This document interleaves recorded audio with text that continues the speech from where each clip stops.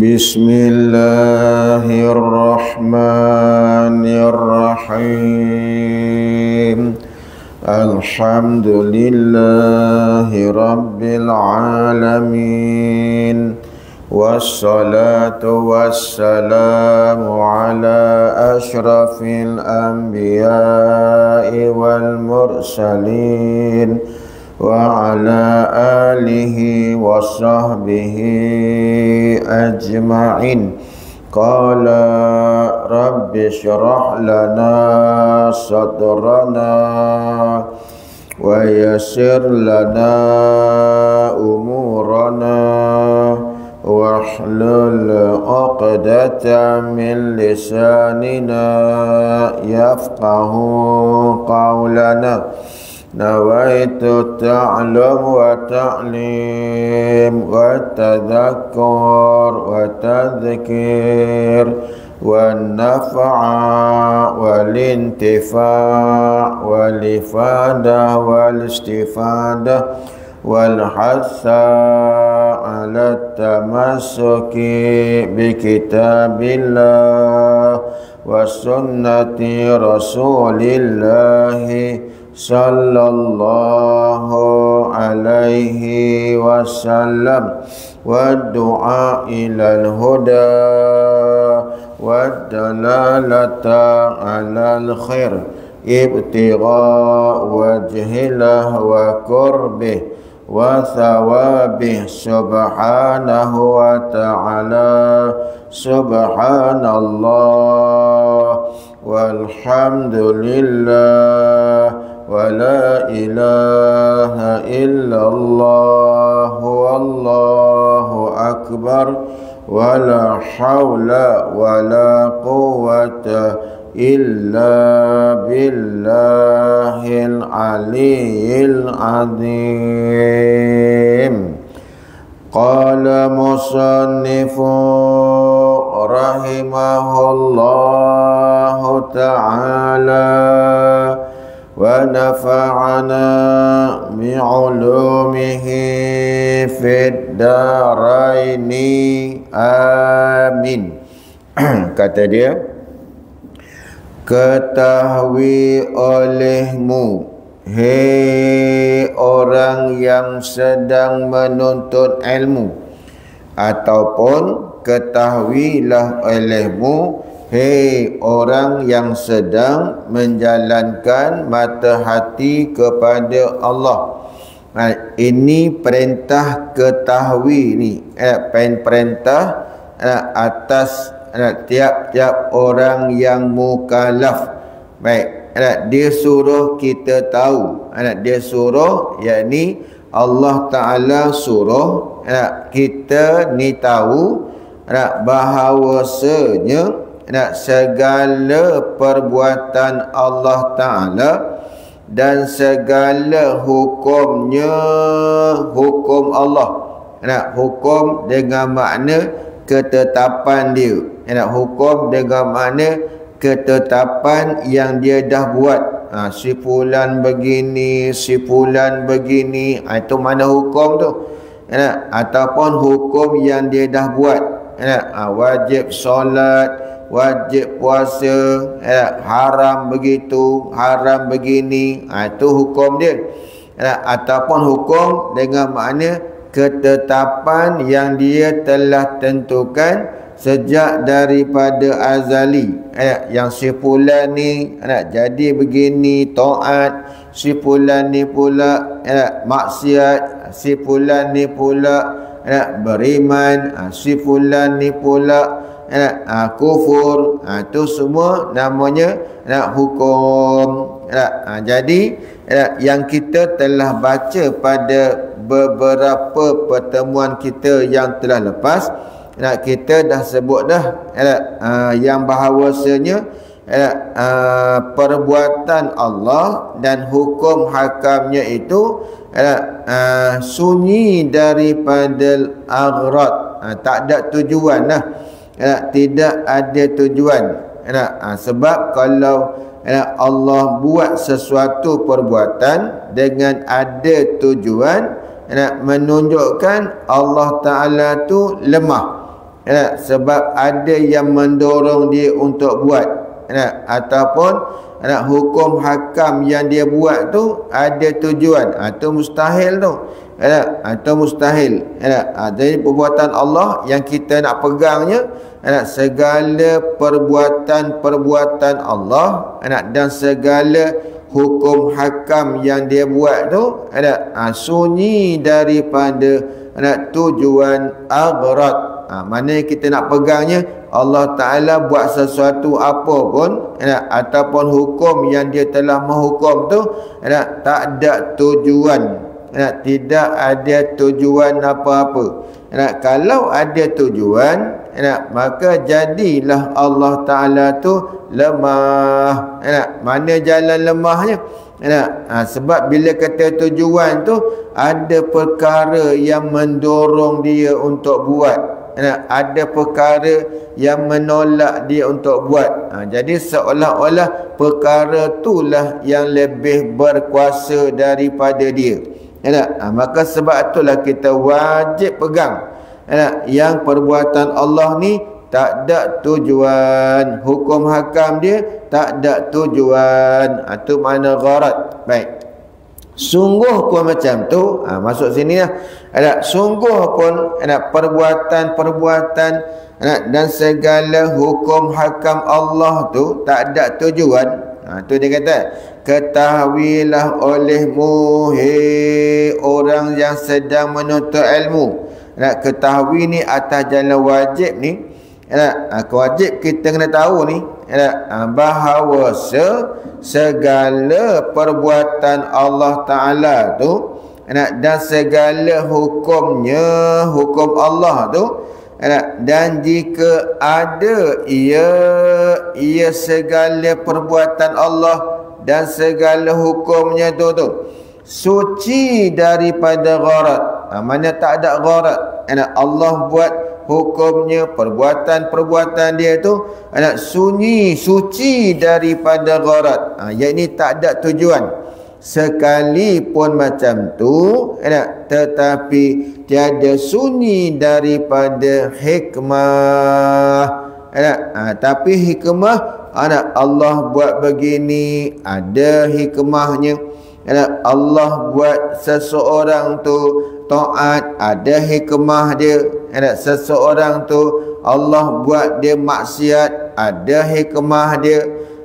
Allah jadikan seseorang tu jahat, ada hikmah dia. Allah jadikan dia bangsa dia begini begitu, ada hikmahnya. Baik, jadi bila sebut hikmah ni, terkadang-kadang kita nak menterjemahkan hikmah tu dengan bahasa ni sekarang ni agak sukar. Tapi guru saya, Tuan Guru Haji Abdullah bin Haji Idris Al-Fatani, dia bawa contoh yang kata hikmah tu macam mana. Contoh gini, kita gali telaga, tujuan kitanya nak air, itu gharad. Itu gharad, itu tujuan. Tujuan kita gali telaga tu, kita nak ke air tu lah. Sebab air tu kita nak tu, sebab tu lah kita gali telaga. Tapi gali punya gali, jumpa harta karun, tapi bukan tujuan. Itu bukan tujuan tu. Gali punya gali, jumpa harta karun. Baik, jadi jumpa harta karun tu lah yang dinamakan hikmah. Ataupun orang tanam buat kebun kelapa, ataupun dia tanam pokok kelapa. Tujuan asalnya dia tanam pokok kelapa tu nak ke buah. Nak buah tu dia nak ambil, buat santan. Okey, dia nak jadikan buah tu santan. Tapi dalam masa yang sama, tempurungnya boleh guna, sabutnya boleh guna, pelepahnya boleh guna, lidinya tu boleh guna. Dan itu nama hikmah. Tu nak terjemah dalam bahasa kita tu apa? Saya nak terjemah dalam bahasa Melayu ni tak pandai saya dalam ni, tapi saya bagi contoh. Sebab guru saya kata dulu, dia bagi contoh. Jadi segala perbuatan Allah ni semuanya tak sunyi daripada hikmah, dan wajib kita berpegang segala yang Allah Ta'ala dah tetapkan atas kita tu semua baik belaka. Tak ada satu pun perkara yang Allah Ta'ala tentukan sejak daripada azali yang berlaku atas kita tu tak baik, tak ada. Semuanya baik bagi kita. Ada orang tanya, walaupun orang tu kufur, iya, walaupun dia kufur sekalipun, Allah Ta'ala menentukan sejak azali, maka itulah yang terbaik untuk dia. Jadi wajib kita kena beriktikad macam tu. Tak ada satu pun perbuatan Allah Ta'ala tu tak baik. Cumanya kita tak nampak je. Kebaikan tu kita tak nampak. Kebaikan tu tak terlintas pun hati kita. Zahir nampaknya tak baik, padahalnya baik banyak benda tu. Baik. Bahkan Allah Ta'ala buat semua benda tu tak ada satu pun yang tak baik. Okey, baik. Jadi walaupun tak ada tujuan, bukan tujuan Allah buat satu tu ada tujuan tak, tapi hikmah. Dia buat kita gini, ada hikmah dia. Ada sebalik tu ada kebaikan dia. Sebalik Allah buat tu ada kebaikan dia, ada dia punya manfaat dia ada. Okey. Tu cuba kita terlindung je lah. Kadang-kadang tak nampak kebaikan tu. Macam contoh, nampalah aku pindah sana pindah sini, tu ada kebaikan tu. Cuma kita tak nampak. Nampak penat aja kita rasa. Apa sebenarnya baik, ataupun semua tu ada manfaat di sebalik apa yang berlaku tu, ada manfaat. Wajib kita kena beriktikad dan berpegang macam tu. Okey, baik. Dan jika tiada sampai kepadanya oleh akal kita sekalipun, ini nak royah yang kata hikmah tadi tu, semua perbuatan Allah tu walaupun suci daripada gharat, yakni tak ada gharat, tak ada tujuan, tapi tidak sunyi daripada hikmah. Cuma ni, dan jika tiada sampai kepadanya, kepada hikmah tu oleh akal kita, akal kita je tak nampak, akal kita je yang yang terlindung. Padahalnya hikmah tu banyak, Masya Allah. Ini yang ada satu cerita, tuan-tuan. Cerita ni kan nampak macam lawak tau.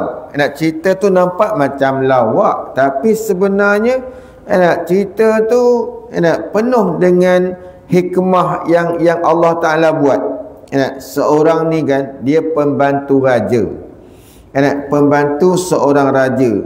Tapi kan apa-apa hal yang berlakunya, semua dia kata, oh tuanku, ini ada hikmah tuanku. Oh tuanku, ini ada hikmahnya tuanku. Tuanku ni kan satu hari kan, tuanku tu dia terpotong tangan dia, jari-jari dia terpotong. Jari dia terpotong. Luka-luka, lepas tu terpotong jari dia, separuh lah, cacat lah dia tu. Lepas tu kan dia tanyalah pembantu dia tu, pembantu raja tu lah, pembantu sultan tu, wahai pembantuku, dia kata, kenapa ni tangan aku ni terpotong, jari aku ni terpotong? Dia je jawab, oh ada hikmahnya tuanku. Tuanku pun marah, asyik-asyik ada hikmah. Apa yang berlaku ada hikmah. Apa yang berlaku ada hikmah. Tak ada bagi jawapan yang memuaskan hati tuanku tu. Lalu kan tuanku tu marah, tuanku tu penjarakan dia. Penjarakan dia. Duduklah dalam penjara. Si pembantu raja tu duduk dalam penjara sebabkan dia jawapan dia tak memuaskan hati tuanku. Jawapan dia asyik, ada hikmahnya tuanku, ada hikmahnya tuanku, ada hikmahnya tuanku. Itu je jawapan dia. Baik. Jadi sampailah peristiwa berlaku, tuanku terpotong jari dia. Cacatlah tuanku tu. Dia tanya, apa sebab ni Apa kerana? Oh, ada hikmahnya tuanku. Kamu ni asyik hikmah aja. Tuanku marah. Lalu dipenjarakan pembantu dia. Dipenjara. Tuanku ni pula dia suka memburu. Dia kerja dia, kegemaran dia, hobi dia suka memburu. Satu hari dia pergilah memburu. Masuk dalam hutan. Buru punya buru, termasuk dalam kumpulan orang yang cannibal, orang yang makan orang. Masuk dalam kumpulan tu, tertangkaplah raja tersebut. Raja tu tertangkap. Lalu kan raja ni nak dipersembahkan pada dewa. Dewa tu mana dia nak kena matilah, nak kena sembelih lah. Itu dia punya adat orang yang cannibal tu lah. Baik. Jadi kan bila dia ditangkap dan dia nak dikorbankan pada dewa, orang-orang yang makan orang tu, lalu panggillah ketua dia. Panggil ketua dia. Ketua orang cannibal tu lah, ketua orang asli dalam hutan tu nak makan orang tu. Dia cek sultan raja yang kena tangkap ni kan. Dia cek, oh tak boleh nak bersembah ni. Pasal apa? Sebab nak bersembah pada dewa tu mesti orang tu tak cacat. Ini cacat, jari dia dah terpotong. Mana kalau kita buat lembu korban tu tak boleh buat korban lah, telinga tak ada contoh. Yang ni jari tak ada, jari satu terpotong. Jadi dia cacat lah raja tu. Jadi dilepaskan dia. Dengan sebab dia cacat, dilepaskan dia. Dia pun terfikir, betul lah kata pembantu aku tu ada hikmah. Dia kata, kalau aku ni tak ada, kalau kata jari aku tak terpotong, mati dah aku ni, kata raja tu. Dia pun cepat-cepat balik. Cepat-cepat balik kan. Dia dah lepaskan tu, dia pun cepat-cepat balik. Tapi fikiran dia, raja tu terfikir, memang betul lah pembantu aku kata tu ada hikmah. Rupanya ini hikmah dia. Baru masa tu baru dapat, oh ini hikmah dia rupanya. Lalu kan dia cepat-cepat balik, dia lepaskan pembantu dia. Betul lah kamu kata ada hikmah. Kalau tak, dia kata, aku ni mati dah. Betul lah Allah takdirkan jari aku terpotong. Maka aku terselamat daripada dimakan oleh cannibal tu. Cannibal itu makan orang tu kan. Jadi pembantu sultan pun kata, aku di penjara ni pun ada hikmah. Dia kata, kenapa? Kalau aku yang pergi ikut kamu waris tuanku, tentu aku yang kena korban. Pasal apa? Sebab aku ni yang sempurna, dia kata. Nampak? Jadi kalau macam tu kan, kita tak usahlah keluh kesah. Kita tak usahlah keluh kesah dengan apa yang Allah Ta'ala dah buat kat kita tu. Jangan duk keluh kesah. Tapi manusia ni kan, dia sering keluh kesah. Tak apa. Sebab akal dia tak nampak apa yang Allah Ta'ala tentukan hikmah dia. Kita tak nampak, manusia tu tak nampak. Sebab tu dia kata, jika tiada sampai kepadanya, kepada hikmah tu, oleh akal kita sekalipun. Sebab tu lah sakit, lama dah sakit. Daripada tahun 2005 yang sakit sampailah tahun 2025. Dah berapa tahun dah tu? Dekat hampir 20 tahun dah. Sakit. Malam nak tidur tak boleh, nak berdiri sedia kain tak boleh, nak masak tak boleh, sakit. Tapi kita fikir balik, siapa yang menjadikan aku ni sakit? Allah. Tentu dah ada hikmah dia. Ada. Jadi jangan duk keluh kesah. Allah ajar kita, jangan keluh kesah. Allah bagi kita pahala free je. Kalau kita nampak lah, apa pahala free tu? Pahala sabar. Pahala sabar. Jadi masa sakit tu tak boleh buat kerja tu, jangan duk baring peluk bantal je. Baik, apa buat? Peganglah tasbih tu, baca qul huwallah, baca la ilaha illallah, biar sampai 70,000 dalam masa kita sakit tu. Itu hikmah di kat situ. Kalau kita sihat, habis lotus tu jalan. Kalau kita sihat, lotus tu habis, setiap ceruk kita pergi kalau kita sihat. Tapi Tuhan bagi kita sakit, tak larat naik dah. Anak-anak naik lotus tu, mak tinggal dalam kereta. Pasal apa? Mak sakit. Macam itulah. Macam itulah. Sepatutnya fikir macam tu. Fikir macam tu sepatutnya lah. Baik. Jaga baik-baik. Dalam sakit-sakit tu macam cikgu lah. Macam mana? Dalam sakit tu, lepas ke Turki, lepas ke sini, lepas ke Indonesia. Itu dalam kena sakit tu. Kau tak sakit lah cikgu, tak tahulah. Di dalam live kita ni ada seorang cikgu ni. Kalau kata tak sakit lah cikgu nak, tak tahulah. Satu dunia berjalan dalam keadaan sakit tu. Lepas ke Turki, lepas ke Indon, lepas ke China, lepas ke mana-mana, lepas. Tu sakit. Kau tak sakit tak tahulah. Satu dunia dia berjalan. Tak dan dah tengok kitab, tak dan nak ngaji dah. Tak kenal dah Ustaz Azhar tu, tak kenal dah. Subhanallah. Baik. Tengok. Jadi sabarlah, dapat pahala sabar dengan sakit yang kita alami tu. Allah bagi pahala sabar. Okey. Jadi dapat pahala sabar tu, kita buatlah benda yang patut kita buat. Tak mampu dah, diam mulut kita tu, serah pada Allah Taala. Macam tu. Baik. Okey, jadi akal kita ni tak sampai kepada hikmah sekalipun macam tu, tapi tetap ada hikmah. Pasal apa?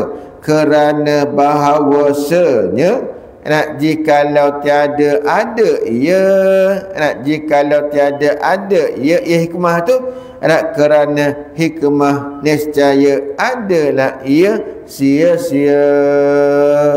Tengok tu. Tengok. Macam mana? Macam mana? Ke bulan je nak pergi. Allahu Akbar. Kalau sampai ke bulan dah.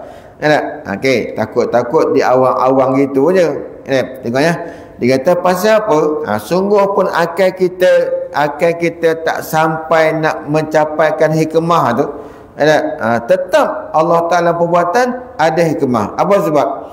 Kerana bahawasanya jikalau tiada ada ia hikmah tu, kau tak ada, kerana hikmah, bukan kerana pasal hikmah lah, nescaya ada ia perbuatan Allah dan segala hukum hakam dia tu sia-sialah pula. Jadi sia-sialah pula. Kalau Allah buat hukum dia gini, tak ada apa-apa. Jadi sia-sia lah. Allah buat orang tu begini, tak ada apa-apa, sia-sia je lah. Padahalnya apa yang Allah Ta'ala buat dalam dunia ni, semuanya tidak ada yang sia-sia. Tak ada. Satu pun tak ada sia-sia tuan-tuan. Cuma kita je tak tahu apakah hikmah dia tu. Hatta kumbang dalam tai ayam candu tu. Pernah tengok tak tai ayam candu? Pernah tengok tak? Tai ayam candu tu, tai ayam yang pekat tu, baunya busuk ya amat. Dalam tai ayam candu tu ada kumbang, 2, 3, 4 ekor kumbang kecil tu. Dia duk berguling dan tai ayam tu lama-lama tai ayam tu hilang. Ini saya cerita tuan-tuan satu kisah yang berlaku di Fatani. Masa saya duduk Fatani tu, benda ni berlaku. Tu kata tak sia-sia. Walaupun kumbang tahi sekalipun, ulat tahi sekalipun, ada hikmah tu. Bukan sia-sia Allah buat. Satu hari, satu budak ni kan, dia tunggu bas dalam kampung lah, dalam kampung. Kalau di Fatani tu, kerajaan Thailand ni, dalam kampung tu ada bas masuk. Dia ada wakaf. Wakaf tu tempat tunggu bas tu lah kita sebut. Kita pondok tunggu bas tu. Jadi dalam kampung tu banyak ayam. Dia pun tengok tai ayam candu tu. Dalam tai ayam candu tu ada 2-3 ekor kumbang. Kumbang apa? Kumbang tai ayam tu lah. Kumbang tu duk bergolek dalam tu. Lama-lama tai ayam tu hilang. Habis. Sebab kumbang tu duk golek dalam tu. Maka terdetik hati budak tu. Terdetik hati dia. Apalah Tuhan buat kumbang ni. Macam tak ada faedah duk berguling dalam tai ayam candu ni. Budak tu kata macam terdetik dalam hati dia macam tu. Tengok ya, Allah nak ajar ni, cerita ni bukan dongeng ni. Saya cerita ni bukan cerita rekaan-rekaan ni. Ini memang cerita benar. Memang cerita yang berlaku macam tu di Fatani. Satu ketika dulu diceritakan oleh Baba Hajilah. Baba Hajilah cerita tu, tuan guru saya lah, dia cerita macam tu. Pasal saya duduk sana. Jadi kan tengah-tengah dia fikir, dia berkata dalam hati dia tu, apalah Tuhan buat kumbang tai ayam ni goleng-goleng macam tak ada faedah lah. Dia kata macam tu lah lebih kurangnya.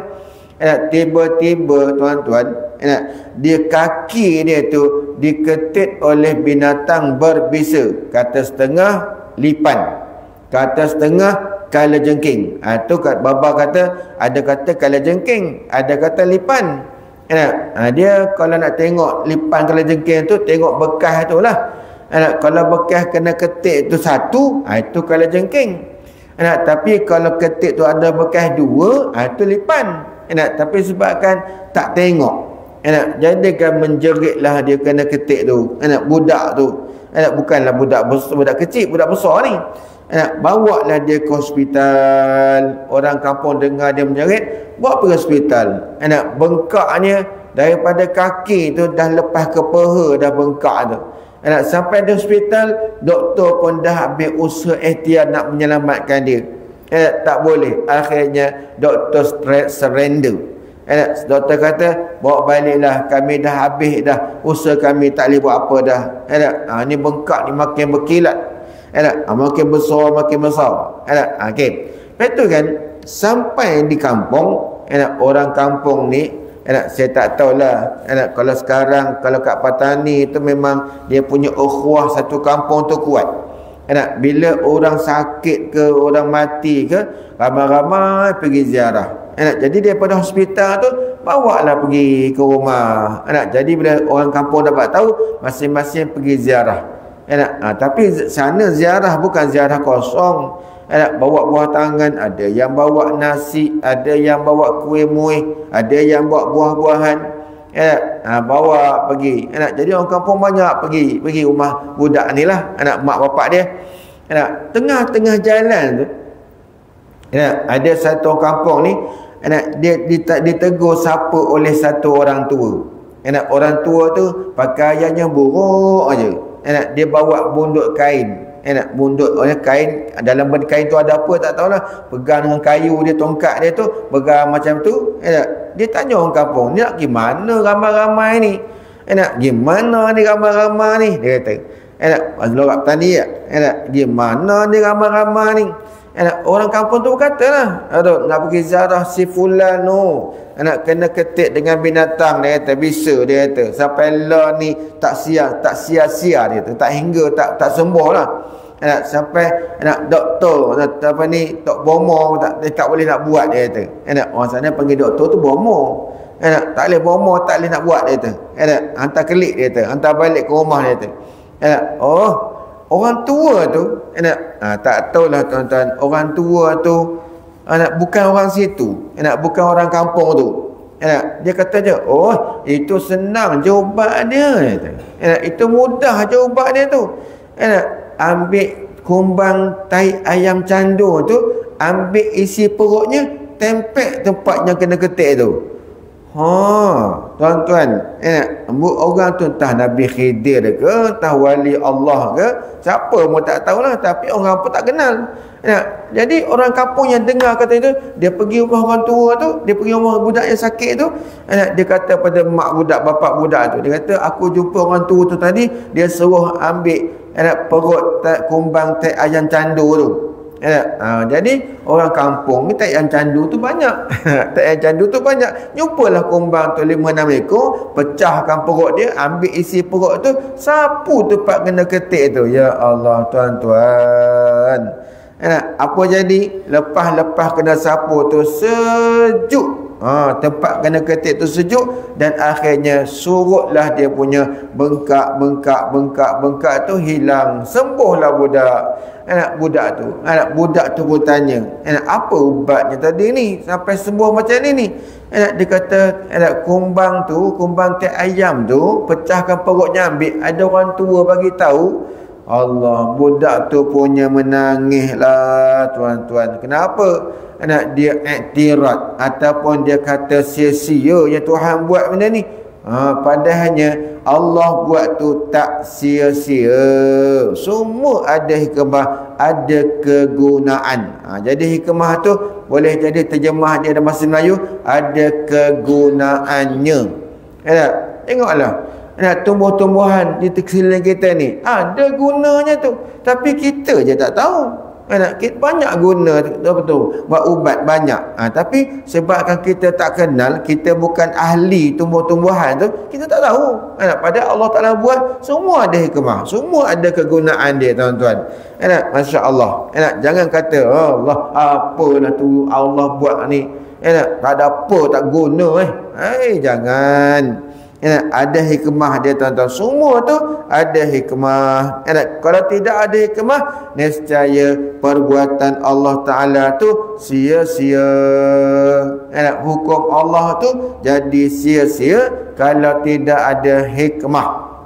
Kalau tak ada hikmah, sia-sia. Na'udzubillah. Sebab itulah ulama kata, walaupun dalam keadaan perbuatan Allah tu tak ada gharad, tak ada tujuan, tapi tetap ada hikmah, tetap ada kegunaannya masing-masing, manfaat dia lah. Macam kita kan, Allah buat kita daripada Sarawak cerita, lahir di Sarawak, duduk dalam alam, kahwin dengan orang Pahang. Aduh fikir, macam mana boleh jumpa? Daripada kucing tu, duk Temerloh, kahwin dengan Temerloh. Apa fikir? Daripada keluar nerang, kahwin dengan Batu Gajah. Dia fikir. Apa hikmah dia? Kita tak nampak. Kita tak nampak benda tu. Tapi semua yang Allah Ta'ala tentukan tu, semua ada kegunaan. Semua ada manfaat dia lah. Baik, bukan sia-sia. Okey. Dan iaitu mana? Iaitu sia-sia tu, sia-sia pada perbuatan Allah, pada hukum ahkam Allah tu mustahil. Tak boleh terima pada akal kita yang segala perbuatan Allah Ta'ala tu sia-sia tu, tak terima. Mesti ada hikmah dia, walaupun bukan tujuan sekalipun.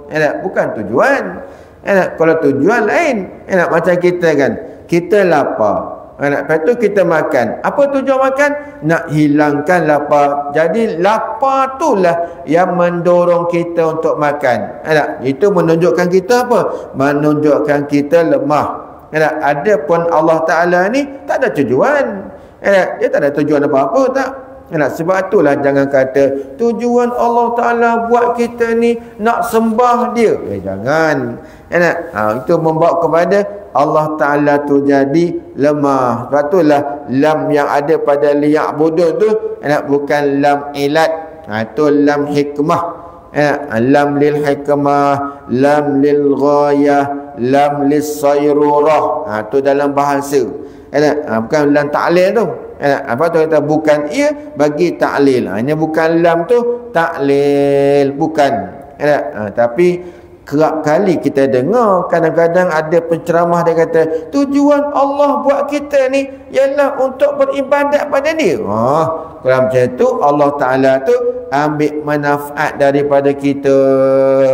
Takkanlah Tuhan nak ambil manfaat daripada kita, tuan-tuan, sedangkan kita ni hamba dia je. Okey. Jadi mustahil perbuatan Allah Ta'ala dan hukum hakam dia tu sia-sia tu mustahil, tak boleh terima pada akal. Okey, iaitu mustahil atas Allah Ta'ala, yang mana perbuatan dia dan hukum hakam dia tu sia-sia, mustahil atas Allah. Tengok kan. Baik, ni tengok dalam kitab Aqidun Najin ni, dia kata bermula farak. Farak tu bermula perbezaan, beza-beza antara aghrad dan hikmah. Gharad tu tujuan, hikmah tu kegunaan atau manfaat. Apa beza dia? Saya dah bagi contoh tadi dah. Sebagai contoh, kalau hikmah tu bukan ada benda yang mendorong, tak ada. Macam saya contoh tadi, orang tanam pokok kelapa nak ambil buah untuk jadikan santan. Nak jadi santan tu nak buat gulai ke, nak buat kari ke, nak buat apa ke, ikut dah. Tapi dalam masa yang sama, sabut tu kita boleh ambil manfaatnya, tempurung kita boleh ambil manfaatnya, tapi itu bukan tujuan. Tak adalah siapa-siapa yang tanam pokok kelapa tu, apa kau tanya, apa tujuan kau tanam pokok kelapa ni? Aku nak ambil sabut. Tak ada. Melainkan semua kata aku nak ambil buah dia, aku nak ambil buat santan. Ambil buah tu aku nak buat santan. Dapat santan tu aku nak jadikan minyak lah, nak jadi tu, itu lain. Tapi dalam masa yang sama, sabut boleh pakai, boleh guna, tempurung boleh guna, pelepah dia boleh guna, batang dia boleh guna. Itu hikmah. Ataupun kalau kita kata hikmah tu kan, kita gali-gali telaga, asal gali telaga tu nak ke air tu, tiba-tiba dapat harta karun. Itu hikmah, bukan tujuan. Baik. Tapi kat sini tengok dia kata, apakah beza antara gharad dan hikmah? Apa beza dia? Apa perbezaan? Kalau orang tanyalah, apa beza antara gharad dan hikmah? Okey. Kata dia bahawa gharad itu adalah ia gharad tu maksud daripada perbuatan atau hukum. Gharad tu adalah maksud. Maksud orang kita sebut kata yang kita nak, yang kita nak daripada perbuatan kita, kita nak begini. Itu makna gharad. Macam contoh, tujuan kita beriadah, nak apa? Nak sihat. Itu gharad dia. Jadi patut kata maksud daripada perbuatan kita tu apa? Maksud kita buat tu, kita beriadah, kita bersukan, kita berjoging, kita main badminton. Kita ada gharad kita, ada tujuan kita. Apa dia? Apa maksud kita? Apa dia? Nak kesihat. Itu mana gharad. Ada benda yang mendorong kita nak sampai ke maksud tu. Maksud kita tu ada yang mendorong kita untuk sampai kepada maksud perbuatan kita tu. Atau hukum dengan sekira-kira ada ia membangkitkan, ada ia maksud tu membangkitkan, dengan maksud tu mendorong kita untuk buat. Doktor dah kata dah, pakcik ni kalau tak exercise, kencing manis pakcik tak turun ni, pakcik kena exercise. Jadi dia pun exercise. Apa tujuan exercise tu? Nak turunkan gula. Itu maksud. Jadi perbuatan dia berjoging, exercise tu nak turunkan gula. Itu maksud. Jadi nak turunkan gula itulah membangkitkan, yakni mendorong dia untuk berjoging, untuk beriadah, untuk senaman. Itu ada benda yang menolak dia, ada benda yang mendorong dia untuk buat. Itu gharad. Ada pun hikmah. Tengok ya. Dia yang membangkitkan dan yang menanggung atasnya, atas maksud tu lah, yakni atas perbuatan. Atasnya atas perbuatan, yakni atasnya tu atas perbuatan. Jadi perbuatan tu kita buat kerana ada benda yang mendorong. Apa yang mendorong tu? Maksud tadi lah. Maksud tadi tu. Maksud kita apa? Nak turunkan gula, nak sihat. Tu maksud kita. Macam kita makan. Kita makan tu, apa maksud kita? Maksud kita ialah nak kenyang, nak hilangkan lapar. Itu tujuan. Itu mana gharat. Okey. Atas perbuatan atau hukum tadi. Okey. Baik. Itu bila orang tanya apa mana gharat, itulah cerita. Cerita dia macam itulah. Sebab perbuatan tu ada benda yang membangkitkan. Kita buat benda tu, ada benda, maksud kita tu ada. Itu tujuan. Ada tujuan. Tapi perbuatan Allah sekali-kali jangan kata ada tujuan. Tapi kerap kali kita dengar penceramah dia katakan, selalu kata macam ni, tujuan Allah buat kita ni ialah nak sembah dia. Kalau ngaji tauhid tak kena dah tu. Kalau Allah buat kita tujuan dia, saya selalu kata macam ni. Baik ya. Ustaz, saya kadang-kadang yang cakap yang tujuan ni kadang-kadang bukan orang kecil-kecil kan, cerita tak? Kadang-kadang yang ceramah tu orang terkenal, tapi masih ada dia kata tujuan Allah buat kita ni nak sembah dia. Cuba tengok ya, cuba kita ambil ayat dan ambil ayat. Tujuan ni, ini contohlah, contoh orang bagi kan. Kita nak apa? Saya nak tunjukkan kesalahan tu kat mana. Okey. Kalau dia kata tujuan Allah buat kita ni nak sembah dia. Jadi tujuan Allah, mana Allah ada tujuan buat kita nak sembah dia. Okey, baik. Kita tanya orang yang kata macam tu, Ustaz, kalau tujuan Allah buat kita ni nak sembah dia, adakah semua manusia ni menyembah Allah? Tak. Kalau macam tu, maknanya tujuan Allah Ta'ala tadi jadi ke tak? Tak jadi. Tak jadi. Kalau dia Tuhan, tujuan dia pun dia tak boleh luluskan. Faham tak? Tak faham? Mudah je. Kalau ada orang kata, memang ada orang kata pun, tujuan Allah buat kita ni, tujuan Allah tu nak sembah dia. Okey. Kita pun tanya dia lah, tanya balik ustaz tu. Ustaz, kalau tujuan Allah buat kita ni nak sembah dia, adakah semua manusia yang Tuhan buat ni menyembah Allah? Tak. Tak kan? Betul tak? Maknanya tujuan Allah jadi ke tak? Jadi ke tak tujuan Allah tu? Jadi ke tak? Jadi ke tak? Tak jadilah. Kalau tujuan Allah buat kita nak sembah dia, sepatutnya semua manusia akan sembah dia. Sebab tujuan Allahnya tujuan. Allah boleh meluluskan tujuan dia sendiri. Tapi kalau kata macam tu, tak jadilah. Sebab apa? Lim Guang Eng tak sembah Allah, Lim Kit Siang tak sembah Allah, Ronnie Liu tak sembah Allah. Siapa lagi? Sebut nama orang tu, tak sembah Allah pun, tak sembah berhala situ. Jadi mana tak jadi? Mana tujuan Allah jadi ke tak? Tak jadi. Bila tak jadi, kekurangan tak pada dia? Tak kurang? Pada Allah tu kurang tak? Tak kurang? La ilaha illallah Muhammad Rasulullah. Lari ke mana pemikiran ni? Kalau tujuan dia sendiri pun dia tak boleh nak tunaikan, nak jadikan, mana Allah Ta'ala tu bersifat kekurangan tak?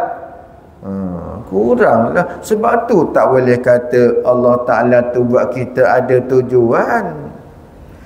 Tak boleh lah. Habis macam mana? Hikmah lah. Sebab tu lam pada liyak bodoh tu lam hikmah. Tiada menjadi oleh aku akan jin dan manusia melainkan hikmahnya mereka menyembah aku. Itu hikmah. Hikmah tu apa? Ni hikmah ni. Nak cerita hikmah tu apa? Apa beza di hikmah tu? Tengok. Apa ni hikmah? Hikmah tu tengok ya. Borak kita baca tadi. Dan hikmah itu tiada ada ia seperti demikian itu. Tengok mana hikmah tu, mana ada perkara yang mendorong Allah untuk buat. Tak ada. Hikmah benda tu mesti jadi macam tu. Tak ada tujuan. Macam Allah buat kita. Mesti ada hikmah dia. Apa hikmah dia?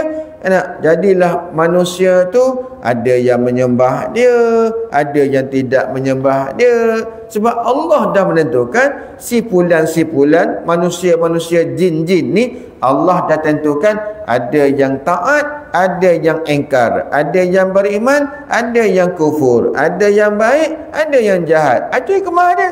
Hikmah dia apa Allah buat ada baik ada jahat ni? Babalah kata ada masa saya ngaji dulu, ada budak tanya babalah, tanya babalah, dia kata, kenapa Tuhan tak buat semua manusia ni baik belaka? Kalau orang tanya kita macam tu, macam mana? Jawab je lah.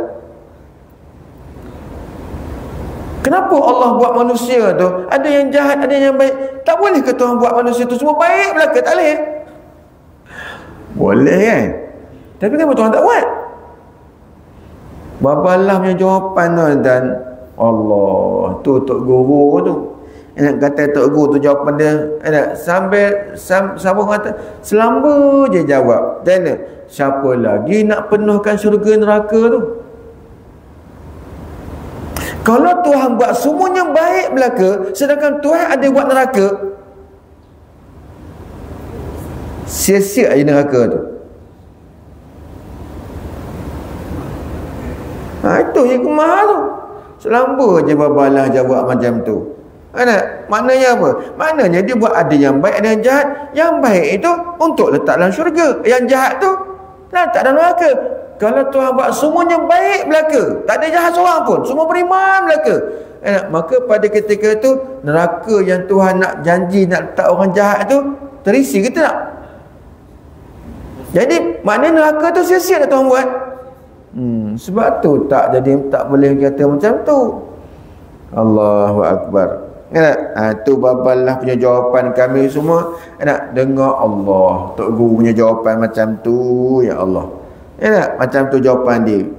Jadi semua Allah Ta'ala buat tu hikmah. Jadi hikmah tu bukan macam tu. Bukan macam tadi. Kalau tujuan tu ada yang mendorong dia untuk buat, itu tujuan. Macam kita datang mengaji ni, kita nak belajar ni kan, ada tujuan tak? Ada. Apa tujuan dia? Nak ke ilmu. Nak ke ilmu. Jadi tujuan kita. Jadi apa yang mendorong kita datang ni? Nak dapat ilmu tu yang mendorong kita untuk datang. Baca kitab macam tu. Macam tu. Jadi tapi kalau hikmah tak ada, bukan ada tujuan, bukan macam tujuan. Kalau tujuan ada yang membangkitkan benda tu, ada yang menanggung dia. Tapi hikmah tak. Itu kata hikmah tiada ada ia hikmah tu seperti demikian itu. Yakni tengok, Allah berbuat dengan hikmah bukan kerana gharad. Nampak? Allah berbuat kerana hikmah, ada kegunaan dia sebalik itu. Saya teringat Allah yarham Syekh Fahmi Zamzam. Syekh Fahmi Zamzam An-Nadwi. Kita tengok dia kata satu benda tu nampak buruk, nampak memang tak elok, dia kata. Tapi di sebalik itu banyak tak benda baik Allah buat. Dia bagi contoh. Kita nak ada aksiden, tak nak. kan? Tapi dalam kehidupan kita benda tu ada berlaku, ada accident, ada sakit begitu gini kan, benda yang kita tak nak berlaku. Makna ada hikmah tak? Ada hikmah. Ada. Dia contoh accident. Orang tu accident, accident. Ada kemungkinan mati, kemungkinan sakit, cedera dan sebagainya. Dia kata kan. Baik, ada tak kegunaan baik dia?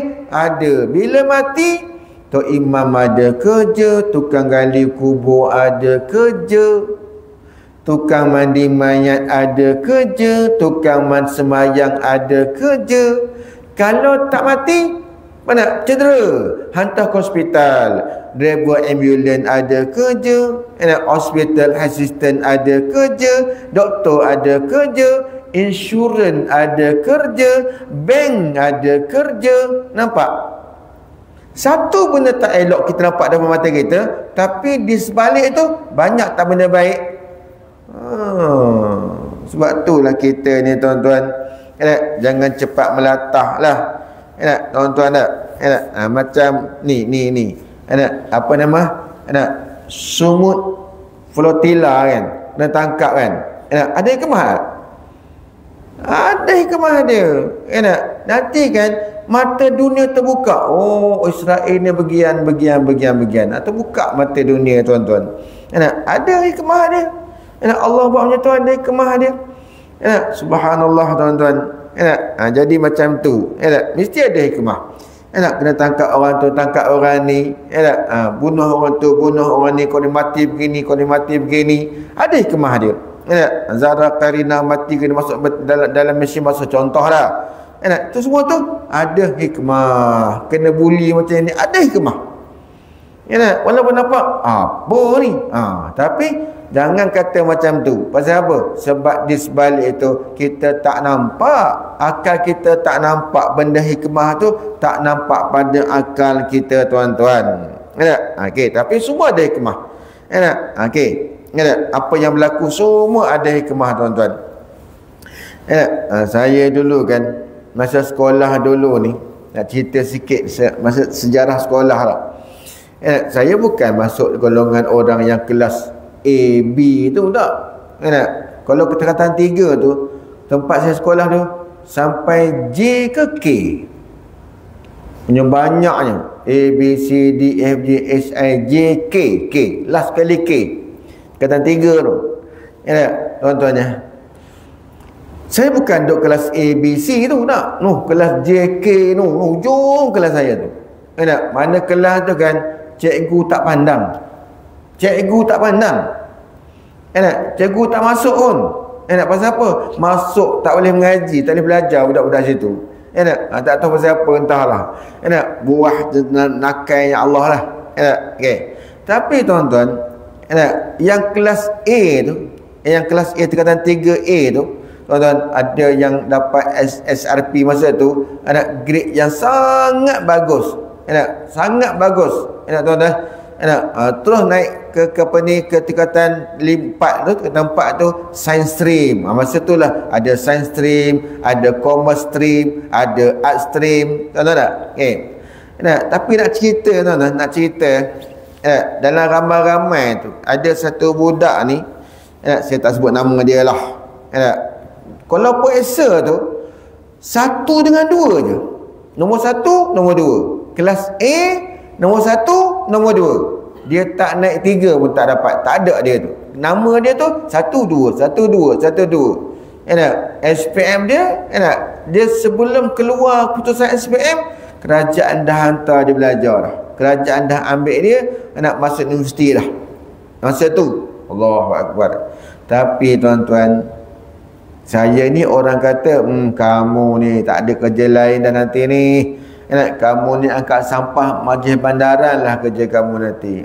Si fulan ni mesti pegawai besar, dia kata. Allah tuan-tuan, itulah. Jangan cepat menghukum dengan macam tu, tak. Sekarang tuan-tuan, yang jadi yang kerajaan kata dia ambil buat budak tu jadi pegawai besar sebelum SPM keluar dah masuk universiti tuan-tuan, akhirnya sekarang ni jadi apa? Jadi sampah masyarakat. Apa sebab? Terbabit dengan dadah. Nampak hikmah dia. Sebab tu jangan kata apa-apa. Sebab tu kalau anak kita tak pandai ke tak cerdik, jangan cepat hukum. Pasal apa? Tak pandai belajar bukan bererti tak berjaya, ataupun bukan bererti kegagalan, tak. Jangan hukum macam tu. Rezeki Allah dah tentukan sejak daripada azali lagi dah. Rezeki kita tu ada dalam iradat Allah dah tu. Apa yang ada pada kita tu. Okey. Baik, betullah kata hikmah. Apa yang Tuhan buat tu semuanya ada hikmah. Bukan tujuan. Semua hikmah berlaku. Okey, kemudian apa kata dia? Mana ni? Tadi kata dah hikmah itu tiada ada seperti macam itu. Yakni Allah Taala berbuat dengan hikmah bukan dengan gharat. Dan berbuat kerana gharat itu mustahil. Ni saya kata dulu ni. Yang saya pernah kata, ada orang kata kenapa ustaz katanya tu? Dalam kitab kata, bukan saya kata. Dan berbuat kerana gharat itu mustahil atas Allah. Saya takut gini ustaz, kalau ada orang katakan tujuan Allah buat kita ni ialah kerana tujuan dia nak sembah dia. Sedangkan dalam kitab kata Allah berbuat sesuatu kerana sebab ketujuan tu mustahil. Bermakna macam mana Ustaz? Macam mana cerita? Makna macam mana?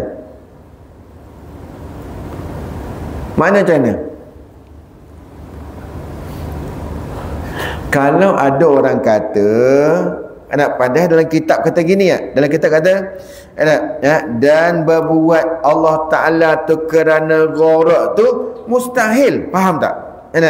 Allah buat sesuatu hukum hakam, buat benda apa semualah dengan tujuan tu mustahil. Tak boleh terima pada akal kita Tuhan buat ada tujuan, mustahil. Kalau ada orang kata Allah Ta'ala buat kita kerana tujuan dia untuk sembah dia, berarti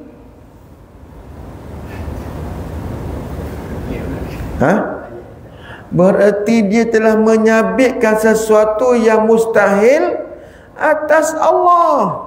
Apa hukum dia tu?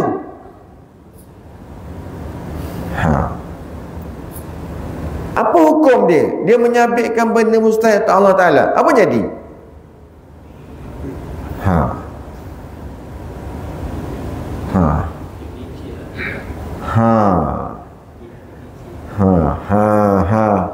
Yang kata tu apa? Sebab yang kata ni bukan orang sebarangan. Yang kata macam tu penceramah, yang mengajar, yang kata macam tu. Bukan yang duk makan roti canai dekat kat kedai yang makan ciamor minum kopi, bukan. Dia makan kopi ciamor tu tak ada kata macam tu. Dak sembang bab bisnes, tak ada sembang tujuan bab agama, tak ada. Jaga baik-baik. Sebab tu dia kata dan berbuat kerana gharat tu mustahil.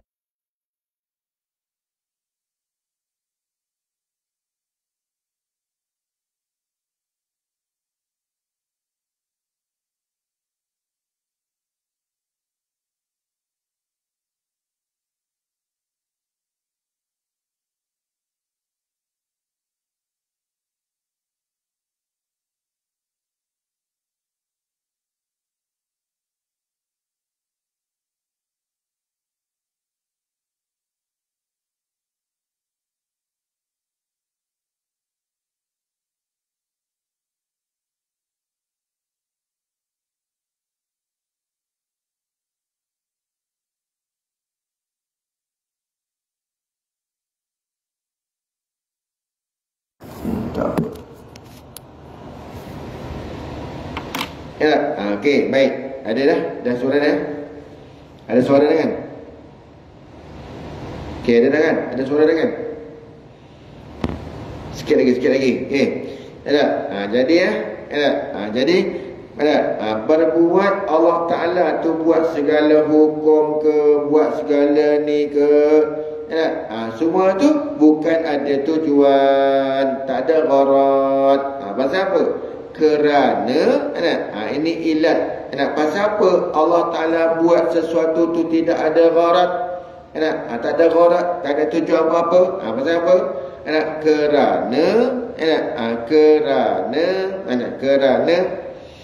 yang berkehendak mengambil gharat. Kerana sesiapa yang ada gharat, sesiapa yang buat sesuatu ada tujuan dalam perbuatan dia atau hukum hakam dia tu, ada gharat, menunjukkan kekurangan. Tengok. Jadi maknanya apa? Maknanya macam kita ni memang dah kurang dah, sebab kita makhluk. Sebab itulah kita ni ada tujuan belaka. Kita buat ni, tujuan kita ni. Pasal apa ada tujuan? Sebab memang kita ni lemah. Memang kita ni bersifat dengan kekurangan. Sebab kita bukan Tuhan. Adapun Tuhan, dia tak boleh bersifat dengan kekurangan. Dia antara sebab kekurangan tu apa dia? Gharat tu lah. Ada tujuan tu. Ada tujuan tu menyebabkan Tuhan jadi kurang tak? Kekurangan lah dia. Tu kena faham elok-elok tu. Jangan kata ada tujuan lagi dah. Biarlah orang lain kata, kita janganlah. Kita jangan. Kita dah mengaji tu nampak dah. Jadi kalau sesiapa yang buat sesuatu tapi dengan tujuan menunjukkan perbuatan dia tu, diri dia tu, hukum dia tu menunjukkan kekurangan. Macam kita. Macam kita ni memang sifat kekurangan dah. Jadi janganlah kita bangsakan kita dengan Tuhan sama pula, ada tujuan. Jangan. Dalam TV pun kata macam tu, dalam radio pun kata macam tu. Baca kitab bagi habis. Baca kitab bagi habis, tuan-tuan, bagi tengok, bagi nampak. Jadi Allah Ta'ala tu mana ada tujuan. Sebab tu dia kata au yattasifu bil aghradi fil af'ali wal ahkam. Dalam kitab Matan Barahin tu kata macam tu. Bersifat dengan ada tujuan pada perbuatan dan pada hukum hakam dia tu mustahil. Tak diterima pada akal. Maka tengok, bila kita dah kata dah yang berkehendak mengambil gharat, yang berkehendak ada tujuan tu dalam perbuatan dia dan hukum hakam dia menunjukkan kekurangan, maka berkehendak kepada sesuatu yang menyempurnakan dia. Jadi bila dia dah kurang, maka dia berkehendaklah kepada yang nak menyempurnakan dia. Jadi macam kita ni nak sempurna apa lagi? Memang kita dah kekurangan dah. Jadi Allah Ta'ala tu tak ada tujuan. Apa-apa dia buat tak ada tujuan. Tak ada tujuan.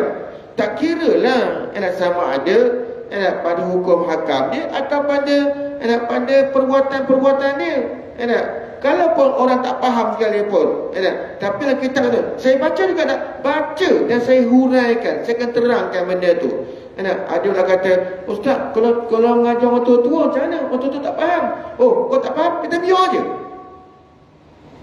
Mana boleh macam tu? Dakwah sampaikan je. Orang tak faham ke, orang faham ke, itu bab nombor 2. Sampaikan tu, itu yang pertama. Sampaikan dulu. Faham tak sekarang? Faham kan? Bukan susah pun. Macam tu. Ada nak kata, macam mana Ustaz katanya ni? Nanti mengajar orang tua-tua dekat bagan Nahdlatul Umar tu macam mana? Tak kira lah. Dalam kitab ada macam tu. Aku baca lah. Aku baca lah benda tu. Benda tu macam tu. Ni dakwah tak cerita. Itu bukan dakwah nama macam tu. Jaga baik-baik. Kemudian bila dah kurang, kalau Allah tu ada tujuan, maka kuranglah dia. Bila dia kurang, maka dia berkehendak kepada sesuatu nak menyempurnakan dia. Dan Allah Ta'ala telah kaya. Jadi Allah tu dah kaya. Maksud kaya tu apa? Allah tak berhajat dah. Kalau dia kurang, dia berhajat kepada nak menyempurnakan dia. Sedangkan Allah tu dah kaya dah. Bukan kaya banyak harta dah. Kaya dengan makna Allah Ta'ala tu tak berhajat kepada sesuatu. Sebab itulah tuan-tuan jangan ikut Wahabi Perlis ke, Wahabi Mekah ke, Wahabi Pakistan ke, Wahabi mana-mana. Jangan ikut. Wahabi Penang. Dia kata sifat 20 tu ayat acak. Dia kata ilmu yang paling celaka sekali, ilmu tauhid sifat 20 ni. Itu dia lah. Dia kata kita dengan sepada bulu ni, sampai dalam Quran pun kita lawan, dia kata. Apa yang pula macam tu? Tuhan kata di atas aras, kita tedam, tak layak. Dia macam tu. Kau ni bodoh ke apa? Tuhan tu kan, kalaulah aras tu Tuhan berhajat kepada dia, sedangkan aras tu makhluk Allah, Allah duduk atas aras, sedangkan aras tu makhluk dia. Kau tak terfikir? Tak terfikir ke aras tu makhluk dia? Dia yang buat. Bila dia yang buat, mestilah dia tu ada permulaan. Sebelum Allah buat, Allah duduk kat mana? Tak terfikir macam tu ke? Dia kata ya acak, dia katanya macam tu. Allah tu Tuhan yang dah kaya dah. Bila kaya, dia tak berhajat. Tak berhajat kepada makhluk dia sendiri, tak berhajat kepada perbuatan dia sendiri, tak berhajat kepada hukum hakam dia sendiri. Macam tu. Ini yang Wahabi ni tak tahu apa pun, otak apa pun tak tahu. Cakap macam tu pula. Yang bawa kapal terbang sajalah. Ni buat nak mengajar hadis lagi. Terkorak betul. Macam tu pula dah. Kau tak pernah masuk ngaji mana-mana, kau diam je. Bawa kapal terbang sudah. Ini nak cerita hadis, nak cerita yang tu, nak cerita yang ni. Kau ibarat baca kitab pun tak pandai. Nak ibarat kitab pun tak faham. Nak ajar orang pula. Kau terbang sudah. Macam tu. Jaga ni.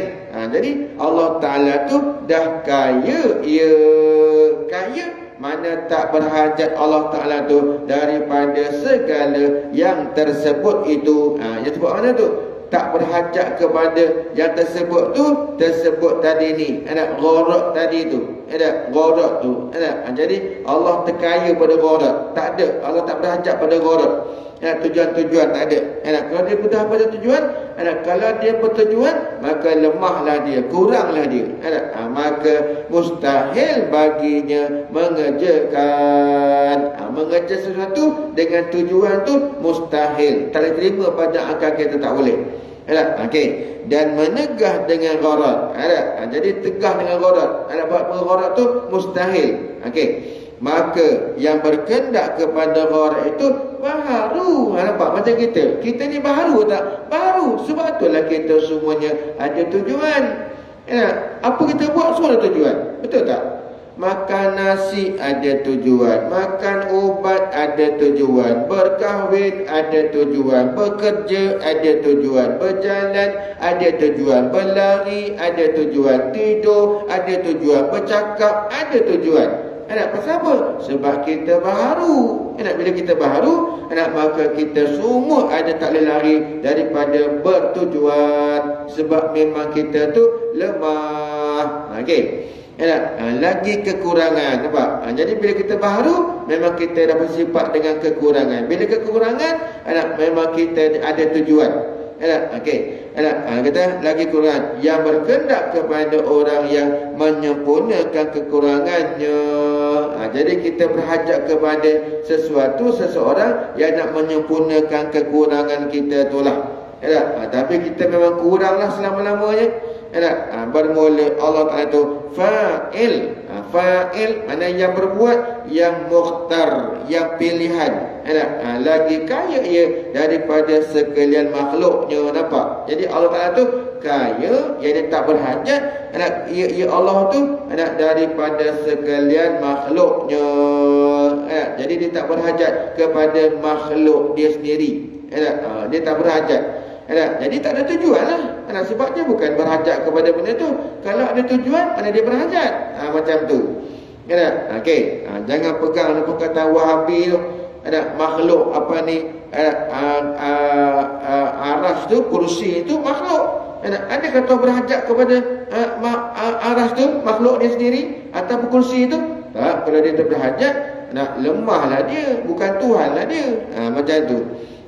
Okey. Dan kata musannif, wa kadza yastahilu alaihi ta'ala alla yakuna qa'iman bi nafsihi bi an yakuna sifatan yaqumu bil bimahallin au yahtaju ila mukhassisin. Wallahu alam. Ada soalan?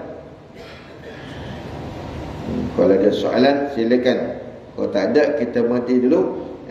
Dan kata musannif wa kadza yastahilu alaihi ta'ala. Ya.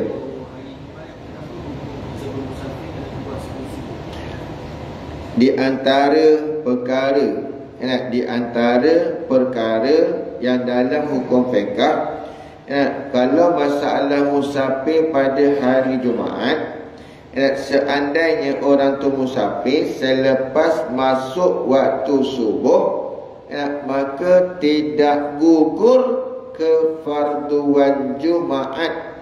Tak gugur. Maksudnya dalam musafir tu wajib dia kena solat Jumaat apabila masuk waktu di tempat mana yang dia berada.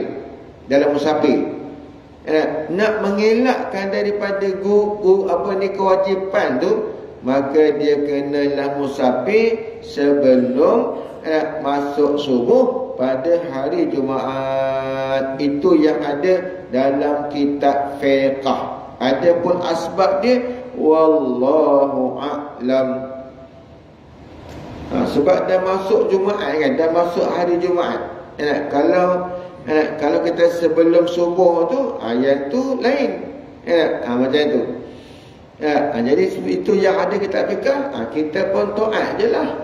Jadi siapa-siapa nak musafir hari Jumaat tu keluar sebelum masuk subuh.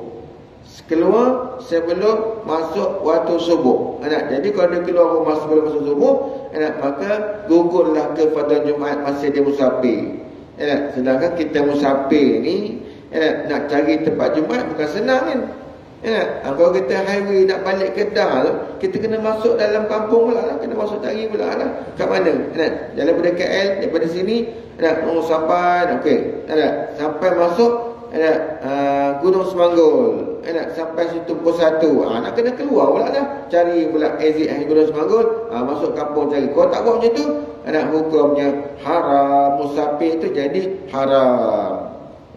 Okey. Assalamualaikum Ustaz, izin bertanya, sekira-kira seorang itu terlampau banyak kecewa diri dia dengan dosa-dosa, adakah tetap boleh dipujuk jiwa dia dengan kata ada hikmahnya Tuhan, jadi dirinya melakukan dosa sekian-sekian? Ya. Sebab tu tuan-tuan, kalau kita kenangkan dosa kita sampai pecah hati kita tu, maka sebab tu tuan-tuan, dalam satu hadis ke ayat Quran kata, Allah Ta'ala tu di sisi orang yang pecah hatinya kerana dia. Kerana dia. Jadi pecah hati dia kerana dia. Jadi kekecewaan kita yang banyak dosa tu, jangan kecewa sampai tak buat apa-apa. Jangan. Jadi ada hikmah dia dah Allah buat kita berdosa. Ada. Apa hikmah dia? Macam pepatah Melayu katalah, dah terantuk baru tergadar. Jadi makna orang berdosa tu tuan-tuan, kadang-kadang Allah Ta'ala jatuhkan dia dosa nak menyedarkan diri dia yang dia tu hamba Allah, yang dia tu manusia yang lemah, yang dhaif, yang dia tertakluk di dalam iradat Allah. Jadi segeralah bertaubat, pujuk diri dia. Boleh. Boleh macam tu. Wallahu a'lam.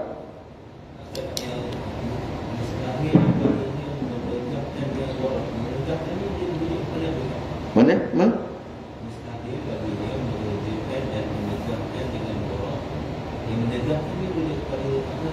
Mana menegah? Ada menegah ke?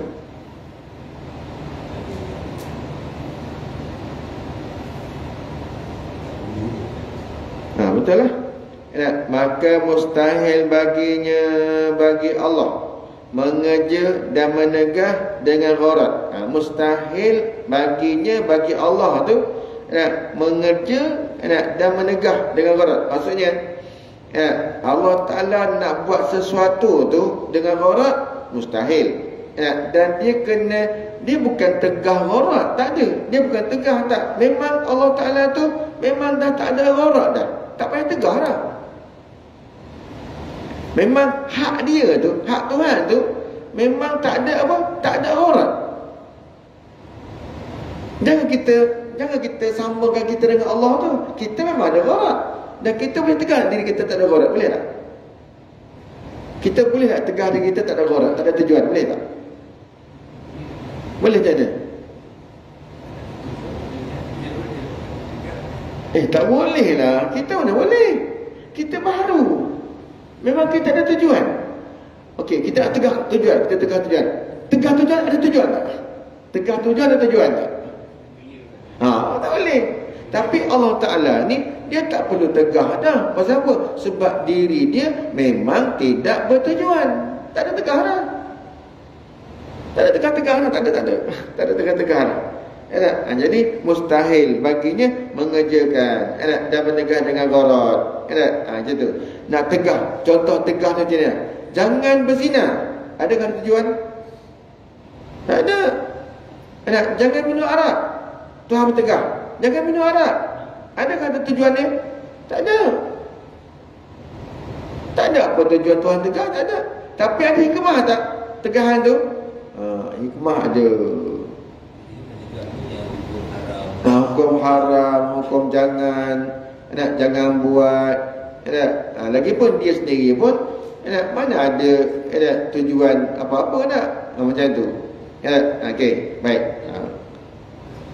Ya.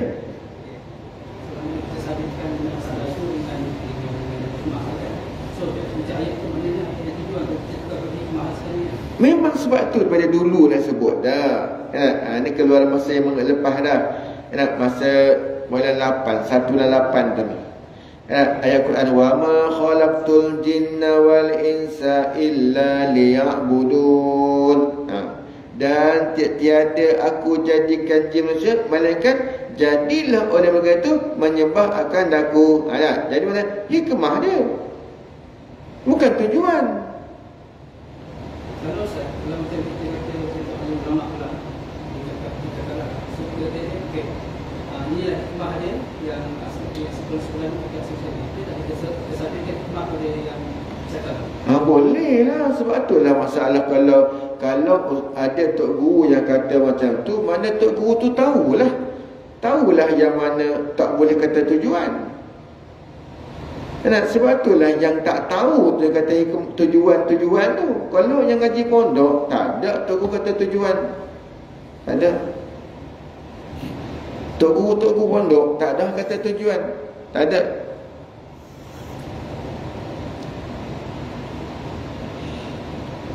Ada soalan dalam ni. Assalamualaikum, Ustaz nak tanya, jarak dikira musafir sebetulnya berapa untuk membolehkan jamak qasar? Jamak lain, qasar lain. Qadar tu kalau jamak lain, qasar lain. Kalau jamak semata-mata musafir, walaupun tak sampai 2 marhalah, boleh jamak tak? Yang ni cakap masa ni bahaya orang ni. Bahaya. Jamak ni boleh walaupun tak sampai 2 marhalah. Kalau dalam kitab tu dia ada khilaf. Bab qadar tu ada kata 85, ada kata 80, ada kata 90 km kan. Itu ialah untuk diqasarkan. Ada pun jamak dia tak kira. Asalkan keluar daripada daerah, maka dibenarkan kita untuk jamak tanpa qasar. Umpamanya daripada Denai Alam ni musafir ke KL, KTP jauh, tu boleh qasar. Kalau KL keluar negeri lagi, Denai Alam Selangor, KL wilayah, boleh jamak tak? Boleh. Ada pun qasar, dia mestilah perjalanan 2 marhalah.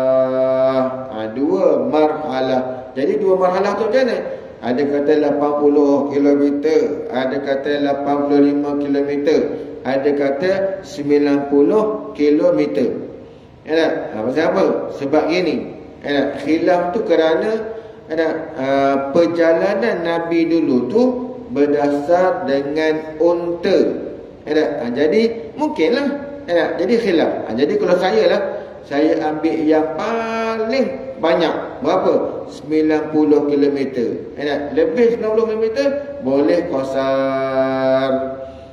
Macam saya menetap di Keluang, kerja di JB, ulang alik pergi dan balik kerja, nak tunggu pencen 20 tahun lagi. Alamak, boleh ke sejamak qasar berhari-hari? Sekarang masalahnya daripada Keluang ke JB tu berapa kilometer?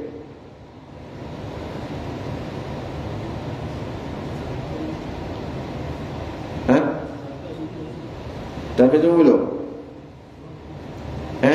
Keluang ke JB berapa kilometer? Cuba Google tengok.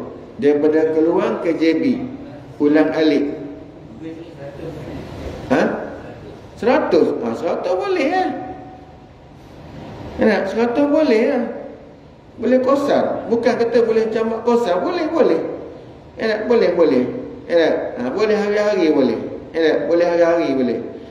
Dulu kan ada satu orang, dia duduk kat Jelutong. Dia kerja dekat Menara Petronas, Menara Perkembangan Petronas tu, dia kerja kat situ. Duduk kat Jelutong. Pejabat tutup pukul 5 lebih 5.30. Tapi 5.30 tu, itu waktu kemuncak. Waktu kemuncak jam. Jadi kan dia keluar kadang-kadang pukul 6. Itu kemuncak sangat-sangat itu. Kemuncak sangat tu. Dia kata sampai di Bukit Jelutong, isyak masuk, maghrib terlepas. Apa solusi? Nak selesai masalah tu macam mana? Jamak lah. Jamak macam mana? Singgahlah kat masjid mana-mana nanti ni. Sebelum sampai Bukit Jelutong, singgah pun tak ada masalah. Semayang kat situ, apa balik. Tapi kalau sampai Bukit Jelutong dah, tak boleh. Tak boleh. Okey. Jadi soalan tadi itu bolehlah. Boleh dia untuk dia jamakkan.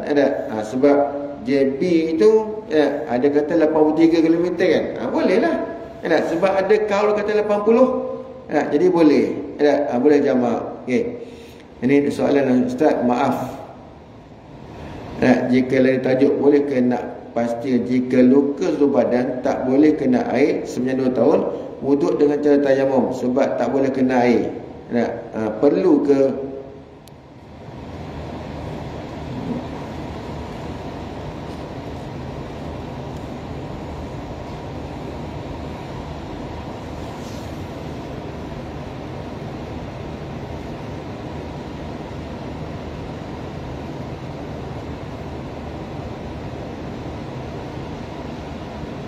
tak perlu qada? Kalau dia tu luka satu badan, luka satu badan dia tak boleh kena air, apa nak buat? Maka dia kena bertayamum. Soalannya ialah berapa kali tayamum? Tengoklah. Kalau dia tu orang yang berhadas besar, maka dia kena buat 2 kali tayamum. Satu kerana ganti daripada mandi, tayamum, ganti daripada mandi hadas. Satu lagi pula ganti daripada hadas kecil. Jadi dia kena 2 kali tayamum. Walaupun 2 tahun lah, macam mana? 2 tahun lah. Sebab dia dah dibalakkan dia dengan luka satu badan yang tak boleh kena air. Jadi bolehkah dia adakah wajib atas ni qada? Tak perlu qada. Tak perlu qada. Sembahyang ni tak perlu qada. Okey. Apa betul kalau kita okey. Ya. Jumlah hari kita boleh jamak tu, dia 5 hari tu termasuk hari pergi dan balik Dia masalah boleh jamak tu kalau yang jenis sakit ni boleh jamak tu. Sakit ni boleh jamak ni. Yang tu tak ada had. Tak ada had. Tapi kalau musafir ni jangan lebih daripada 4 hari 4 malam. Bila dia berada tempat tu lebih daripada 4 hari 4 malam, maka dia telah jamak dah. Umpama dia ni, kata Cik Pita kena pergi mesyuarat di Langkawi, contoh. Di alam Langkawi ni memanglah kena boleh jamak. On the way perjalanan tu memang boleh jamak qasar, boleh. Tapi bila sampai dekat Langkawi, boleh jamak tak? Tengok dulu. Kalau kursus tu selama 7 hari, lebih daripada 4 hari 4 malam, tak boleh jamak dah. Daripada awal sampai, tak boleh jamak dah. Sebab apa tak jamak? Sebab dia dah putus musafir. Sebab dia tinggal kat situ 7 hari 7 malam. Tolak 2 hari, tinggal 5. Lebih 4 lagi. Macam tu.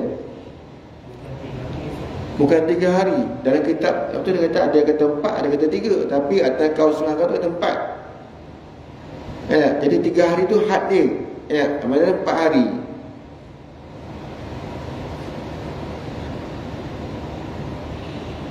Wallahu a'lam.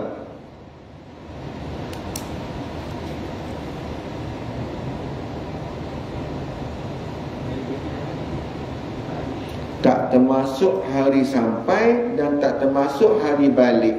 Itu tak kira. Tak termasuk hari sampai, tak termasuk hari balik.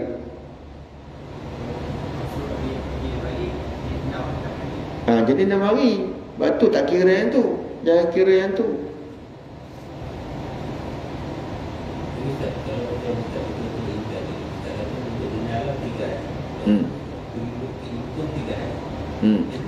Dia macam ni. Kalau katalah Bukit Jotong dengan sini ni daerah sama tak?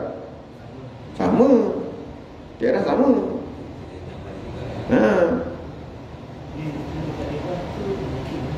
Dia mukim dengan daerah ni, kalau dalam kitab dia sama je. Dia sama. Sebab tu kalau nisbah kata di dulu, masa zaman dulu yang kata daerah tu kecil, tapi kita kata daerah besar.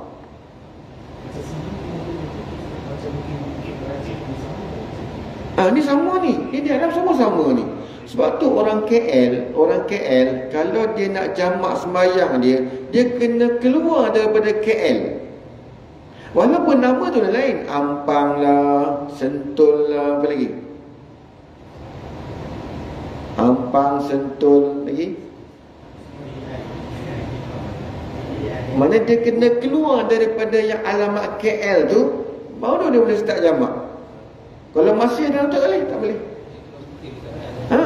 Sebab apa? Sebab KL tu satu Kuala Lumpur. KL ni ada daerah? Tak ada. Mana ada daerah? Ada KL daerah? Gombak lain, Gombak Selangor lain. KL tak ada, dia tak ada mukim ke daerah, tak ada tak? Tak ada kan? Ni Selangor memang ada. Mana kena keluar daerah Petaling, keluar. Macam tu. Macam setapak boleh ni. Ustaz, boleh ke Ustaz jelaskan mengenai isu terkini heboh antara netizen hukum wanita yang join sumut Fatila ke Gaza berkaitan isu mahram. Yang ini kan, saya minta maaf. Saya bukan nak mengatakan tak boleh pergi kan. Okey, baik dalam kitab, bukan perkataan saya, dalam kitab. Okey.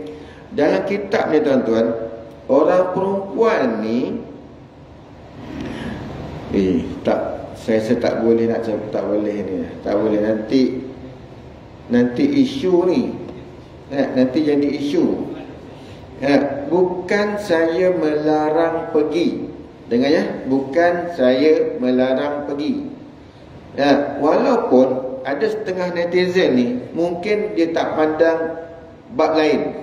Okey, dia pandang kepentingan berjalan tu perlu kepada perempuan. Sampai di sana ada perempuan yang hamil lah, ada perempuan yang perlu pertolongan lah. Sebenarnya itu bab kedua tau. Sekarang on the way perjalanan ni, kalau dalam kitab lah, on the way perjalanan ni, orang perempuan ni kalau keluar rumah, makhluk mana yang paling seronok?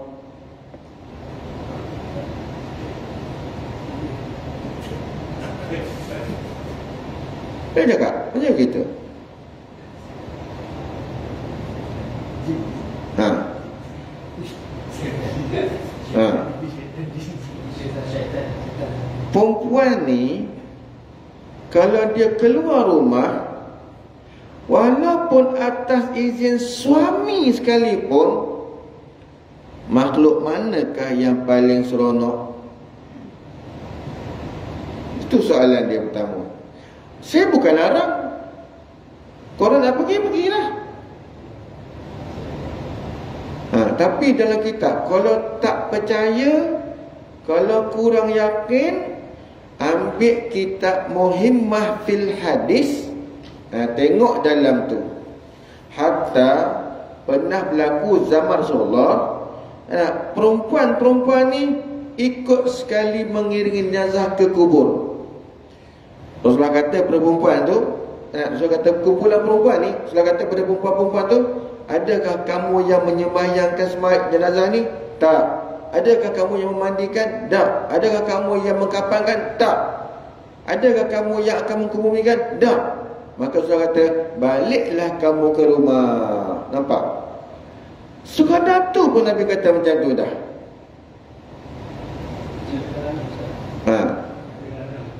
Walaupun suami izin sekalipun. Soalan yang kedua, ni saya bukan larang, saya pun berdoa mudah-mudahan mereka yang kena tahan, yang kena tangkap diselamatkan, kan? Itu kewajipan kita, kan? Tapi soal sekarang, soalan yang kedua nak tanya, soalan yang kedua nak tanya, tadi soalan pertama kan? Apa dia? Soalan pertama, makhluk manakah yang paling seronok, suka bila perempuan keluar rumah? Soalan. Yang kedua, yang ni pun kembali kepada hukum juga ni. Kembali kepada hukum juga. Apa hukum dia? Hukum kalau satu tempat tu orang kafir, orang Islam diserang dan sebagainya, sedangkan kita jauh tempat tu, jauh daripada tempat tu, wajib tak kita tolong?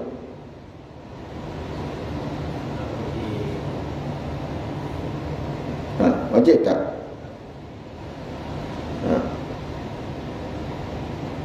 Bukan wajib. Memanglah kita kesian, kita kena tolong. Kalau pergi juga, bukan atas kewajipan, bukan wajib. Bukan wajib tak? Yang wajib siapa?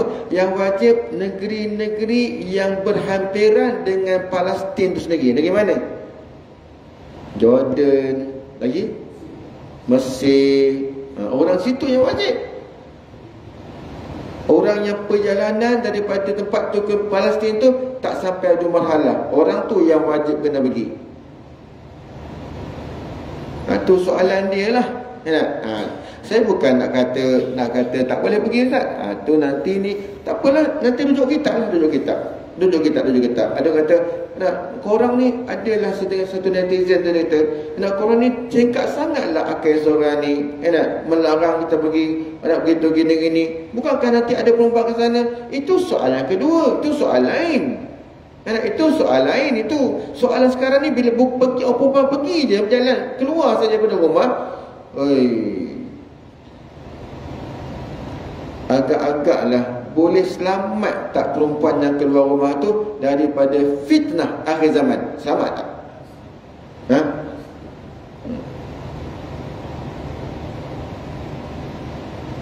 Tu kena fikir juga lah. Kena fikir juga, benda tu kena fikir juga. Bukan kena fikir rodong macam tu, suami saya bagi, iyalah. Kalaupun suami bagi sekalipun, tetap tak akan berlaku fitnah dalam perjalanan. Tu soalan dia. Jadi saya tak panjang-panjangkan benda ni. Takut fitnah akan berlaku pula. Benda tu. Tapi rujuk dalam kitab, tengok kitab macam mana kata apa, macam mana ulama kata macam mana. Tengok balik. Tengok balik. Apa ulama kata, hadis kata berkenaan dengan orang perempuan keluar rumah. Adakah zaman Rasulullah dulu orang perempuan tak pergi jihad? Pergi. Tapi soal sekarang, perempuan pergi jihad tu duduk di barisan depan ke barisan belakang? Depan ke belakang? Depan, bukan belakang. Rasulullah sama perempuan tu belakang ke depan? Belakang. Kebanyakannya yang cuci luka gitu gini tu, dia dalam keadaan darurat macam tu, tu bukan depan. Sekarang isu dia depan ni. Isu sekarang isu depan tak? Depan. Zaman sekarang netizen ni cakap mulut boleh macam-macam lah kan. Tapi ngaji ke tak? Tu je. Baik. Soalan ni ada yang mengatakan kalau kita ada hutang solat fardu tak ganti qada solat yang fardu, lama-lama tak boleh buat segala solat sunat. Bukan semua tak boleh. Ada dalam fatwa kerajaan Mesir, dalam kitab kata kalau sunat-sunat yang ada kelebihan, maka dibenarkan, dibolehkan, tak haram buat. Tapi lebih aula nak dulukan qada daripada sunat. Bukan semuanya tak boleh dah. Itu ada dalam fatwa yang dikeluarkan oleh Jami'atul Azhar kot, kalau tak silap saya, dalam tersebut. Kalau sunat-sunat yang ada kelebihan, contohnya seperti solat sunat gerhana, solat sunat Aidilfitri, Aidiladha, tarawih, tu boleh dia kata. Dia kata boleh. Solat jenazah pun tak boleh. Betul ke Ustaz? Dia kata qada dulu baru solat sunat. Iyalah, memanglah kata afdalnya didulukan qada. Tapi tidak semua. Sembahyang sunat kita tak boleh buat. Lebih kepada sunat yang ada kelebihan boleh buat, walaupun kita ada qada kelebihan, dengan syarat qada jangan tinggal. Itu je. Dengan syarat qada jangan tinggal. Baik, wallahu a'lam. Jadi masalah netizen dan masalah tu kita tak boleh buat apa-apa lah, sebab zaman kita ni begitu luasnya media sosial tu. Jadi seorang ni kata sontam, kalau kata sontam. Yang pentingnya tengok dalam kitab. Tengok dalam kitab macam mana kitab kata macam mana, tengok balik. Tengok balik. Tu kalau ada perbahasan pun perbahasan yang sihat. Perbahasan yang sihat. Okey. Kadang-kadang kan saya nak cakap satu benda. Kadang-kadang kan antara jihad dengan menuntut ilmu fardu ain, mana yang patut kita dulukan?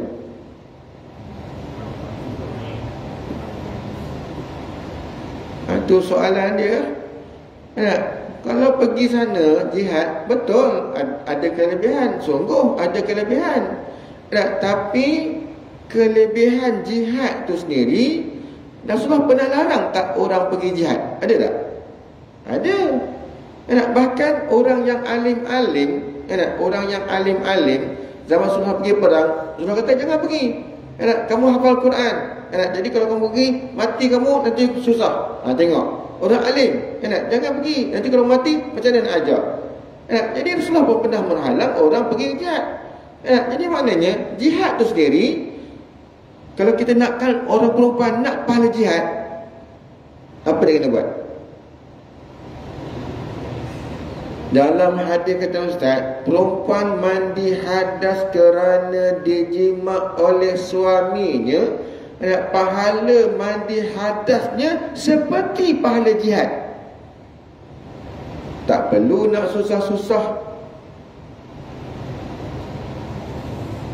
Tak perlu nak susah-susah. Kalau perempuan tak pergi nak dapat pahala jihad, ada dalam kitab tak? Ada. Tengok dalam kitab Muhimmah fi Hadis lah. Dalam kitab tu ada. Kitab Muhimmah fi Hadis ada kata macam tu. Jadi orang perempuan nak dapat pahala jihad, mandi hadas dia kerana dijima oleh suami, maka itu dah dapat pahala jihad. Tu fikirlah masing-masing. Saya tak melarang. Nak pergi, silalah. pergilah. Tapi ingat, tu kita ada hukum hakam yang perlu kita kena tahu. Hukum hakam yang perlu kita kena reti. Yang perlu kita kena tahu itu tu. Okey, kadang-kadang kita nak nampak benda tu besar, nak pergi situ. Tapi yang kecil-kecil ni kita tak nampak. Saya dulu kan kerja balak. Saya pernah kerja syarikat pembalakan. Token dia Cina lah, tapi share dia Melayu. Share dalam tu ada banyak Melayu lah. Okey, tak apalah. Cerita ni apa tau? Cerita ni tuan-tuan, kalau nak tebang satu pokok kayu balak yang besar tu, tebang tu aja. Dia kena buat apa dulu? Dia kena bersihkan kat bawah tu dulu. Pokok-pokok yang kecil-kecil tu kena tebang dulu, kena tu dulu, buang dulu. Pasal apa? Sebab yang kecil-kecil ni kalau kita tak buang dia, bahaya tak nanti si penebang tu? Bahaya. Apa bahaya dia? Mungkin dia tersandung, mungkin dia terjatuh dengan sebab ada pokok kecil, akar-akar kayu tu. Jadi kena buat macam mana? Dapat pokok yang besar tu nak tebangnya tu, cuci dulu, bersihkan dulu bawah tu, buang dulu akar-akar, buang semua, baru boleh tebang. Jadi makna apa? Kalau nak ada orang kata jihad tu benda besar, Ustaz. Ya, tapi benda kecil adakah kita kena tinggal?